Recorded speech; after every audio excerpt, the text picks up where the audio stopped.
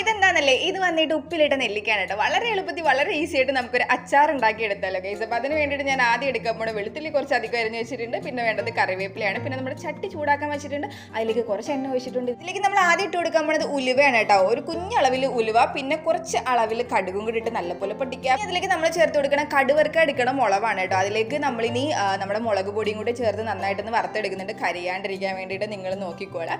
പിന്നെ ഈ ഒരു മിക്സിലേക്ക് നമ്മൾ നേരത്തെ അരിഞ്ഞ് വെച്ചിട്ടുള്ള ഉപ്പിലിട്ട് നെല്ലിക്ക എടുത്തിട്ടതിന് ശേഷം നല്ലപോലെ ആ നെല്ലിക്കയിൽ മസാല പിടിക്കുന്ന രീതിയിൽ ഇളക്കി കൊടുക്കുക. പിന്നെ ഒരു കുട്ടി മഞ്ഞപ്പൊടിയും കൂടെ അതിലേക്ക് ചേർത്ത് കൊടുത്ത് നല്ലപോലെ ഇളക്കുക. പിന്നെ ആവശ്യത്തിന് ഉപ്പിടുക. നമ്മൾ ഉപ്പിലിട്ട് നെല്ലിക്കായിരുന്നു, അതാരും മറക്കരുത്.